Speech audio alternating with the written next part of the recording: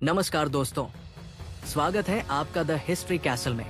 पिछले 2 भागों में हमने देखा कि कैसे 1600 ईस्वी में ईस्ट इंडिया कंपनी व्यापार के बहाने भारत आई और कैसे वो धीरे धीरे एक राजनीतिक शक्ति बन गई।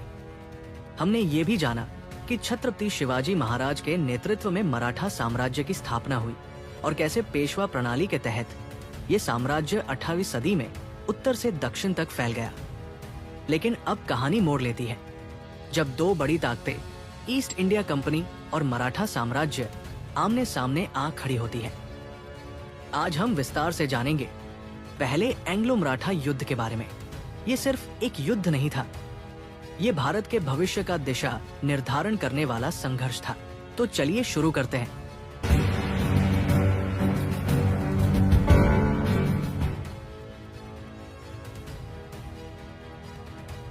मराठा साम्राज्य के लिए 1772 ईस्वी एक बड़ा झटका लेकर आया। इस वर्ष महान प्रशासक और सक्षम पेशवा माधवराव प्रथम की मृत्यु हो गई। उनकी मृत्यु के समय वे मात्र 27 वर्ष के थे, लेकिन अपने छोटे से जीवन में उन्होंने मराठा साम्राज्य को फिर से खड़ा कर दिया था। उनकी मृत्यु से मराठा साम्राज्य में नेतृत्व का संकट गहराने लगा। माधवराव के छोटे भाई नारायण राव को नया पेशवा बनाया गया, लेकिन जल्द ही उनका अपने चाचा रघुनाथ राव से मतभेद हो गया और 1773 ईस्वी में रघुनाथ राव ने षड्यंत्र रचकर नारायण राव की हत्या करवा दी। ये घटना इतिहास में नारायण राव हत्याकांड के नाम से जानी जाती है। इस हत्याकांड से मराठा दरबार में भारी तनाव फैल गया। बालक सवाई माधवराव को पेशवा घोषित किया गया और सत्ता पर असली नियंत्रण नाना फडणवीस तथा अन्य मराठा सरदारों की बनी एक समिति के हाथ में चला गया, जिसे कहा गया बरभाई काउंसिल। रघुनाथ राव के सत्ता से बाहर होने के बाद अपने अधिकार की पुनर्स्थापना के लिए अंग्रेजों की मदद लेने बॉम्बे प्रेसिडेंसी पहुंचे। ब्रिटिश कंपनी, जो मराठों की एकता से डरी हुई थी, को ये अवसर अनुकूल लगा। आगे बढ़ने से पहले अगर आपने अभी तक हमारे चैनल द हिस्ट्री कैसल को सब्सक्राइब नहीं किया है तो सब्सक्राइब कर ले और साथ ही बेल आइकन भी दबाएं ताकि लेटेस्ट वीडियो का नोटिफिकेशन आपको सबसे पहले मिल सके। 6 मार्च 1775 ईस्वी को बॉम्बे सरकार और रघुनाथ राव के बीच पुरंदर की संधि ट्रीटी ऑफ पुरंदर हुई, जिसमें कंपनी ने रघुनाथ राव को कुछ सीमित समर्थन देने का वादा किया।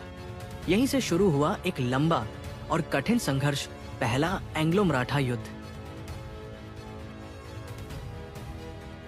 18 अप्रैल 1775 ईस्वी में अडास में ब्रिटिश सेना और मराठा सेना के बीच पहली बड़ी झड़प हुई।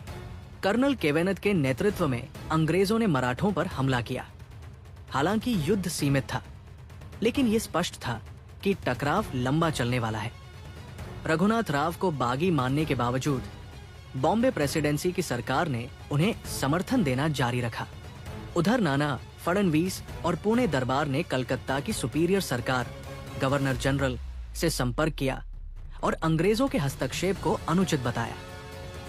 कलकत्ता में स्थित गवर्नर जनरल वॉरेन हेस्टिंग्स ने बॉम्बे प्रेसिडेंसी को रोका और पुरंदर की संधि को 1 मार्च 1776 ईस्वी से लागू करने का आदेश दिया।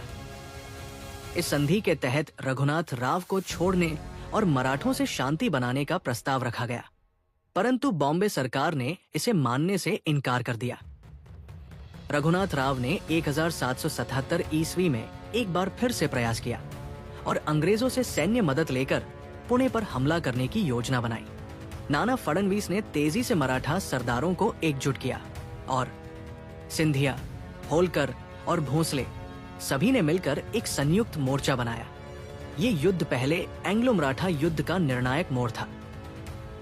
फरवरी 1778 ईस्वी में ब्रिटिश सेना पुणे में स्थित वडगाम की ओर बढ़ रही थी, लेकिन मराठा सेना ने कुशल गुरिल्ला रणनीति से उन्हें घेर लिया और अंग्रेजों के पास रसद खत्म हो गई। 13 से 16 जनवरी 1779 ईस्वी तक वडगाम की लड़ाई में अंग्रेजों की भारी हार हुई और उन्हें वडगाम की संधि कन्वेंशन ऑफ वाडगाव पर हस्ताक्षर करने पड़े। इस संधि के अनुसार अंग्रेजों को सभी जीते हुए क्षेत्र लौटाने पड़े और रघुनाथ राव को त्यागना पड़ा। मार्च 1779 ईस्वी में वॉरेन हेस्टिंग्स ने वडगांव संधि को अस्वीकार कर दिया और एक नई सेना कर्नल गॉडार्ड के नेतृत्व में भेजी। कर्नल गॉडार्ड ने अहमदाबाद पर कब्जा किया और मराठा क्षेत्रों में तबाही मचाई। लेकिन मराठा गुरिल्ला रणनीति ने अंग्रेजों को स्थायी विजय नहीं दी। महादजी सिंधिया, जो आगे चलकर मराठा राजनीति में निर्णायक भूमिका निभाते हैं, उन्होंने अप्रैल 1781 ईस्वी में अंग्रेजों के खिलाफ कई मोर्चों पर विजय प्राप्त की। कर्नल कैमरन की सेना को हराने के बाद महादजी ने उत्तर भारत में अंग्रेजों को पीछे धकेल दिया।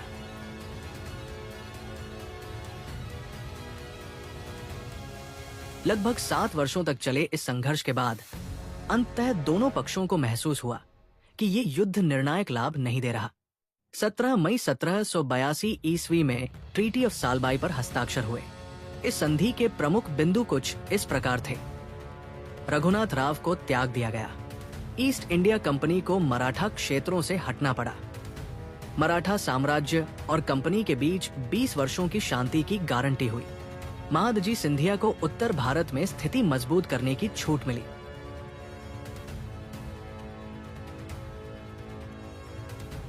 ये युद्ध बताता है कि ईस्ट इंडिया कंपनी को इतनी आसानी से भारत की शक्तियों पर विजय नहीं मिल सकती थी।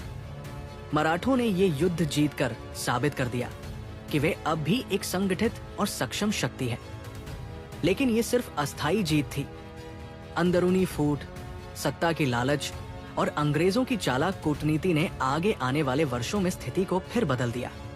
तो दोस्तों, आज आपने जाना कि कैसे एक उत्तराधिकार विवाद ने भारत में दो शक्तियों को आमने सामने ला खड़ा किया और कैसे मराठों ने पहले एंग्लो मराठा युद्ध में अंग्रेजों को झुकने पर मजबूर किया। लेकिन ये अंत नहीं था। भाग 4 में हम जानेंगे कैसे शुरू हुआ दूसरा और फिर तीसरा एंग्लो मराठा युद्ध और कैसे ये संघर्ष मराठा साम्राज्य के अंत की ओर ले गया। अगर आपको हमारी ये ऐतिहासिक श्रृंखला पसंद आई हो तो लाइक करें, कमेंट करें और सब्सक्राइब करना न भूलें। मिलते हैं अगली कड़ी में सिर्फ द हिस्ट्री कैसल पर। जय हिंद।